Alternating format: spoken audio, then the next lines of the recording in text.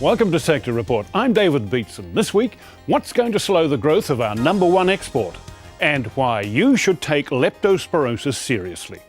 I shudder to think that another rat's going to urinate somewhere.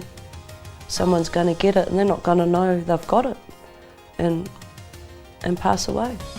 Well, it's taken more than a decade for Ken Scott's family to find the right words to tell the story you're about to hear. The 54-year-old farmer from Helensville wasn't feeling too well when he woke up on Christmas Day in the year 2000. 9 days later, he was dead. That's the trouble with leptospirosis. In its mildest form, it feels like the flu. But if it's severe, you can lapse very quickly into a cycle of splitting headaches, muscle pains, high fever, breathing and vision problems, nausea, diarrhea, and then die. New Zealand has one of the highest rates of leptospirosis infection in the world, and that's why Ken Scott's family thinks it needs to speak up about his story. Here's our rural correspondent, Neil Parker. You just knew it at the time. In 1995, Loreen met Ken Scott and instantly fell in love. We had one date, he moved in a week later, and we were married within 6 months. Ken Scott was a fisherman. His people before him were fishermen too, and his son Mark was following in the family tradition. Helensville's history is full of Scotts. Very mischievous, but very caring. Very sweet man. For Loreen Scott, the year 2000 had been a happy one, and like the rest of the country, she was looking forward to Christmas with the family. And so was Ken's daughter, Marie. We got married. I was pregnant. Yep. Looking forward to spending Christmas with Dad and stepmother. Yep. It was a good year. We were looking forward to it, with Marie being heavily pregnant. Everything was going really good. We had an awesome Christmas, yeah. Sport rotten. Ken's Christmas tradition was to get drunk on Christmas Day. So every time he'd come up, oh, God, I'm thirsty, and get another big drink. Yeah, drink. What happened? Don't know. It wasn't until he said that he was tired and thirsty, and his thirst was getting more, and suddenly this headache came. But by the end of the day, Ken was complaining of a sore back. I think he knew something wasn't quite right, and he had also taken to lying on the cold concrete floor. Just generally can't settle. Taking his clothes off and lying on the concrete underneath the house. And it wasn't a particularly hot day. He was telling us because it was relieving the pain that he had in his back. And he was drinking huge quantities of water. At least 2 litres of water at the time. There again, we still, I mean, it was summer, Christmas, you know, we didn't really put all these things together to be a particular thing. It wasn't anything where we would say, quick, get in the car, we're going to take you to the doctor. It was just niggly little things. He had been urinating a funny colour. At the time I didn't know, but he was urinating blood. Not that I knew that. He had told my husband that, but he hadn't told me that. Or Lorraine, because it's not really a man thing. He's quite a man's man. He wasn't one of those guys that would take too easily to going to see the doctor. I mean, he'd pretty much have to be on death's door before he would, go and see a doctor. Which ironically he was. And he just didn't know it. I personally wasn't worried. I was maybe all caught up with the Christmas atmosphere, and he wasn't sick. Even driving off was out the passenger's window, giving him heaps as he was waving on the porch and telling him he was getting old and, to have a good New Year's. This is the last picture of Ken, taken as they drove away. But Ken's headaches were getting worse. Worried, Loreen took him to the doctor. And the doctor said, oh, you're not sick, you're actually ill, Mr. Scott. And I went, oh, that's actually a funny word for a doctor to use. Usually you say you're sick, but not ill. By then, he had already had renal failure, had already started kicking in, but we didn't know any of this. It wasn't until I'd gone back in the next morning that the doctor said to me, "How long has he had the rash?" And I said, "Well, what rash?" And he said, "Oh, he's got a rash under his arm." I said, "Didn't know anything about it." Nothing came up. No one had picked anything up. I don't think they really thought about the leptospirosis thing, because it was the fact that Ken wasn't a farmer, and it is generally known that, you know, it's a farming disease. I knew there was something not quite right. He was not telling me, but he didn't say anything different. Ken's condition deteriorated. His eyes were yellowy, and then he had a heart attack. Still really had no idea that it was lepto. Only they suspect because a doctor had possibly seen something like it from overseas. So the doctors even in the hospital did not really recognise the signs either. We went from that to, "I think you better ring the family and see if they'll come down." "Oh, really?" "Yes, he might last the night." Mum said to come down because things weren't looking too good, so we just literally jumped in the car, didn't even pack a bag, and raced straight down. It was horrendous. It was totally horrendous. We actually were pulled up in Albany by the police, and when we explained to them, you know, we needed to get from here to Auckland Hospital, we were given an escort to Auckland Hospital by the police, and we was just, you know, we were thankful that we got there, you know, when we did. Walked in the room and Dad was already on life support. Did you know he was on life support then? We were driving in the car, we had no cell phones. Dad had no idea what we were walking into. And he had another heart thing, another heart attack, and then they said to me, "We're going to have to get you to move, get out of the room, we're putting a tube down his throat. We don't want you to see that because that would upset you. Sorry, I can't." They'd put the tube down his throat and he was breathing easier, which was great. And when Marie came in, he held on. I kept saying to him, "Hang on, Marie's coming. The cavalry's coming." And we were all around him, and they came in and saw just how bad he was. What did he look like? He was all swollen up, he was all puffy, lots of machines beeping. Could he talk? He was already gone. Really? It was all yellow. I don't even know if he knew we were there. It was a shocking thing to see, walking into a place that was so clinically cold. Ken lying on a stainless steel bench, I believe. There were machines everywhere. And, you know, seeing how different he was from only, you know, 5 days before. I said to him that I was proud to be his wife, I was proud to be a Scot, and I was proud if I ever married again I wouldn't lose the last name. All his internals were shutting down one by one, and, you know, it was over the hours we watched machine after machine turn red, beeping flat lines, and just slowly it was just, yeah, horrendous. It really was.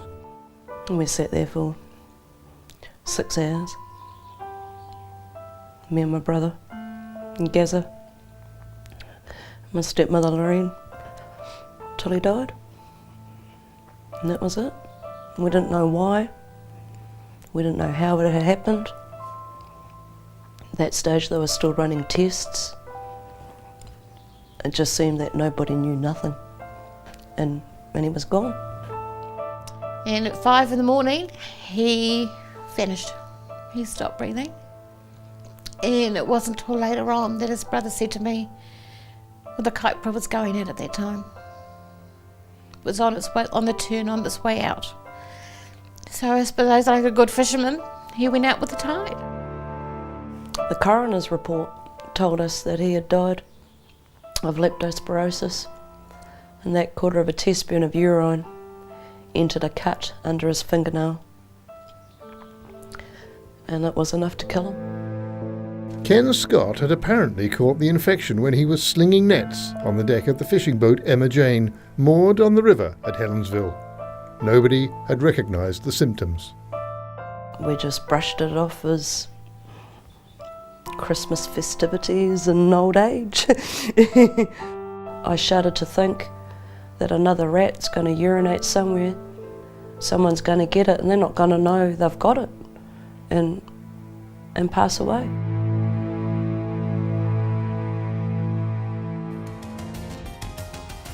Rural correspondent Neil Parker reporting from Helensville. And coming up, what's going to slow down our vital dairy industry over the next decade?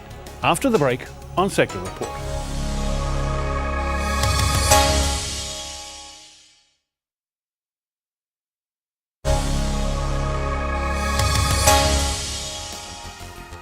Is the dairy sector's decade of golden growth finally over? New Zealand milk production's increased by almost 50% over the last 10 years, but it could be a different story in the next decade. Rabobank analysts are forecasting the dairy sector's milk production growth is going to slow to a more modest 30% for the next 10 years. But is it because of market demand, external competition, or production and processing constraints at home? And most important, how's it going to affect dairy farmers' incomes? Here's Rabobank senior analyst Hayley Mornow. Hayley, thanks for joining us. Tell me, what triggered your interest in actually taking a long-term look at the prospects for dairy just at this time? From a New Zealand perspective, it's something that really has been at quite a turning point. New Zealand's such a strong contributor to the global market, and often what happens here domestically really sends out ripples through the whole global market. So from that point of view, we were getting a lot of comments from people offshore, really trying to understand how the New Zealand industry was likely to grow over the next decade, particularly given growth's been so spectacular in the last decade. Yeah, to be true, but I mean, when you say a turning point, what's the trigger that tells people offshore that there's a turning point happening? Yeah, a lot of that has been triggered by the fact that the 11-12 season was really so strong. That 10 or 11% jump in production was unexpected, obviously fantastic climatic conditions, but it really led the questions to come thick and fast about, is 10% per annum actually going to happen year in, year out, or was it an aberration? Well, you clearly think it's not going to happen year on year throughout, looking at the forward projections you're giving, which is that we'll see slower growth over the decade. What are the major factors that you think are going to slow milk production? Yeah, it's a real combination of factors changing from what we've seen in the last decade. So the last decade was really a lot of change in land use and land development from that point of view, as well as a real step change in terms of where dairy prices sit globally, which fueled a lot of the production growth. Looking ahead to the next decade, I think we'll see stronger competition from other land uses competing with dairy.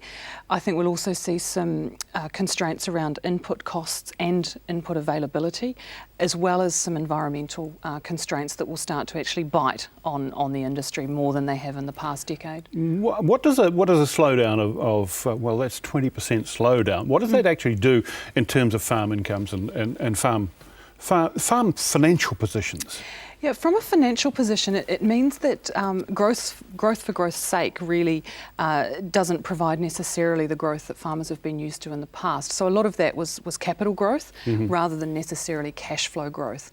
What I think we'll see financially in the coming decade is that farmers will really focus on that marginal profit and actually increase profitability on a cash basis, and they'll look to do that through tweaking production systems, focusing more on production per cow than perhaps production per hectare or expansion as they have done in the past. How quickly do you think the dampening of growth will happen?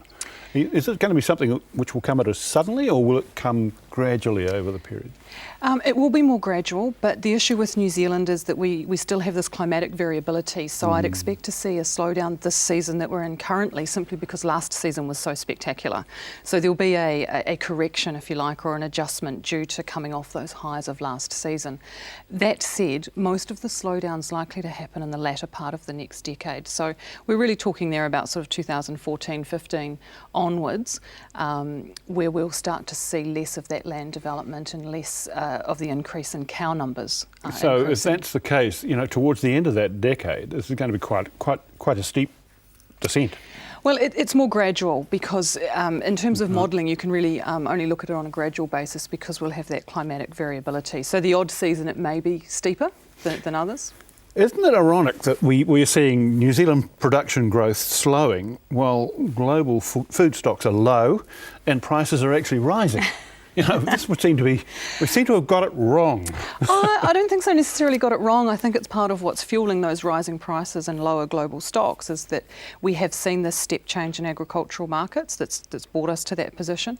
And a lot of that has been because of the resource constraints and because of the inability to necessarily grow production, not just in dairy, but in other agricultural sectors as well, as quickly as some of the emerging market demand growth is occurring. So still a good space for us. It just happens to be that that's part of what's fueling higher prices. We've currently got drought in the US and water shortages in Russia and in South America. But are these conditions that are likely to have longer term effects? You tend to think of drought being, a one season hit, but maybe climate change is actually going to have a longer hit than that. Certainly climatic volatility is becoming more, whether it's becoming more prevalent, I think it's just more noticeable because we've got lower buffer stocks globally to be able to come and go on when these events occur. So from that point of view, yes, it's a one season hit, but it will have longer repercussions, more because it's the feed grains that have been impacted. And of course these livestock sectors, whether it's beef or dairy or intensive pork and poultry sectors, take some time to rebuild, particularly the beef, cattle and dairy sectors. So it'll be longer than one season. Okay. The other thing is that food security is a really sensitive political issue. Is there any evidence that governments are going to start intervening in the markets and either start building stockpiles, preventing exports of their own food stocks and really drawing on the world market to bridge gaps? Yeah, Rabobank does expect that will happen more over the coming 12 months, much as we saw happen in 2007, 2008. Will that be a decade-long effect though? Or is that an adjustment effect? We tend to see an adjustment effect from those countries that tend to intervene, and some of it may not necessarily be that direct from our perspective. So it's more, it can be indirect, looking to protect either domestic food security or perhaps manufacturers in that sector, or it may be farm inputs where a country may look to protect exports of fertiliser and that type of thing to ensure that it stays at home. Yeah, and how vulnerable is our trade to that kind of intervention? New Zealand's fortunate in that we have such a wide range of trade destinations that usually a blockage in one market means we can relatively easily divert, and we tend not to have a high degree of concentration in countries that tend to intervene. So from that point of view, not too bad. Could you just list those countries? The interventionist countries? The interventionist countries, it's difficult to have a list because they do vary, but we tend to see it across parts of Asia, the Middle East, some parts of South America as well, that tend to use these levers when appropriate. Okay, well, we'll follow up with some more questions after the break. We're back with Hayley Moynihan, Senior Analyst at Rabobank, after this break on Sector Report.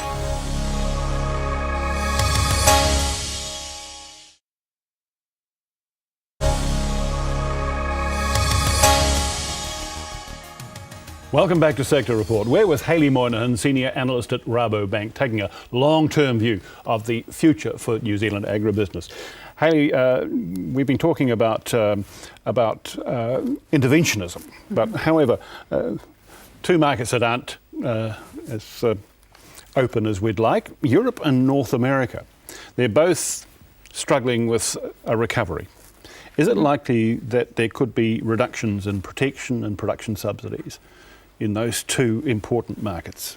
From a dairy perspective, I think we're already seeing that in those markets in terms of the European commitment to remove production quotas by 2015, and some changes happening in the United States as well, where effectively the old protection systems didn't work anyway in this new environment of higher prices. So that gradual reduction, I think, is something we'll see continue, because obviously budgets are tight and alternative measures are being looked at. So it will be a continuation. The bigger issue for us there really is whether their own domestic consumption recovers enough to stop that product flowing onto world markets, or to at least reduce it. Okay, so we can't be sure whether or not taking their subsidies away will actually result in intense competition in the offshore markets and in third markets, or alternatively create opportunities for us. Yeah, look, I think it will largely be opportunities, but from a dairy market perspective, we do need to see additional milk come out of those cost competitive parts of those regions, because the world market can't be fulfilled by the other low-cost producers. So to a certain extent, the world market's going to need it anyway, even though it creates competition for us. Okay, I'd like to turn now to some of the production and processing challenges here at home. What are you expecting to see in terms of improved productivity arising from some of these major new irrigation schemes that are being talked about, Canterbury and Hawke's Bay? Yeah, I think what it does is provide opportunities for the sector, dairy, but also other parts of the agricultural sector, a real opportunity to actually have some stability and control some factors affecting production, obviously the weather, that allows more consistent production year in, year out. And from that point of view, it does assist from a planning and growth perspective, because you have a certain level of guarantee, at least, to what you can produce in a given season. And that adds to the reliability through the rest of the supply chain as well. But overall, that doesn't sound like we could expect significant productivity gains to offset some of the other constraints. Well, productivity gains to the point that obviously having a return on that investment cost. I mean, that additional cost that goes into those systems does need to be covered, and that needs to come from a productivity gain to justify the investment. But I think also there's other constraints in terms of around the environmental constraints that will provide some counterbalance to that, where we'll see growth, but it's not going to be a costless growth. Nitrogen application and runoff control. Yeah, nutrient limits and land use on certain soil types, that type of thing. You're expecting things to get tougher in those areas? Yeah, absolutely. I think it will. It is coming, and in some places faster than others. But I also think it is a reality of the world that we operate in, not just in New Zealand but globally, where those types of environmental considerations are becoming increasingly important. One of the points you've made about the difference between last decade and this is that you don't see a continuation of the heavy rate of conversion to dairy from other farming forms. I wondered, however, whether though the sort of standstill there's been over the ETS is going to affect the forestry sector to the point where we're going to see more forest conversion back to dairy. Yeah, look, we may well still see some conversion. I think it's more that we've seen some very large rates of land change in the last 10 years. They were pretty big, 300. You're quoting some great figures there. What was the peak? Yeah, at the peak, I think it was over 300 new farms coming online in one particular season, and it's those rates really that we're not expecting to be repeated. There'll certainly be opportunities, whether it's from forestry or other land uses, but what I'm really recognising for the next decade is that some of that low-hanging fruit has already been picked in terms of the high-quality land where it's most easily converted, and obviously where the returns are greatest from doing that. Are we likely to see a significant shift towards the higher value-adding processing that we see with infant formula, for instance? Yes, I mean, infant formula is one example. There's been a lot of investment in that particular area globally, but I think we'll also see other value-added opportunities in dairy space. Like pharmaceuticals? Yeah, pharmaceuticals is one, and other uses in terms of components of the milk. But I think when we're looking at a milk volume in New Zealand that's never going to meet what the world needs from a volume perspective, we have to look at it from a value perspective. That raises the interesting prospect that we get a more lucrative and profitable processing sector, but that doesn't necessarily hit the guy back at the farm gate, does it? Well, it does in the New Zealand industry more than in others around the world because of the dominance of cooperatives in the industry here, which still have the lion's share. So it has a greater chance of coming back to the farm gate than in other industries, but of course it's not guaranteed. Okay, tell me, when you do a forecast like this and you're saying, okay, we're going to go from 50% growth over the last decade, 30% growth in this next decade, what does it do to your thinking at the bank? At the bank, we still take a very positive view in terms of it's not so much the rate of growth that's important, it's actually how competitive we are. And from that point of view, the New Zealand dairy industry is still very competitive and expected to be so going forward. So from a banking point of view, it's still very much what we want to be a part of. You've got a whole new set of regulations coming on and talk of more, with macroeconomic tools being discussed by the Reserve Bank right now. I mean, you think you're going to be in a position to provide as much financial support in that decade going forward as we've experienced in the last one? From Rabobank's perspective, it's certainly an area that we're committed to, because in terms of financing agriculture, that's what we do. And the banking regulations globally are changing, and from a New Zealand perspective, still very much in the consultative phase, and that's something that we're working through at the moment. So we certainly remain committed to New Zealand as a region and expect to have funding availability as well as it has been in the past decade. I can't ask you to speak for the entire banking sector, that wouldn't be fair, but I hear what you're saying. Hayley Monahan, Senior Analyst at Rabobank, and that's all from Sector Report. And I do mean all. This is our final edition, so it's time to thank all our guests over the years, our studio crew here at TVNZ, our production team and colleagues at Country 99 TV, and most of all you, our viewers. Thanks for your company. I'm David Beatson.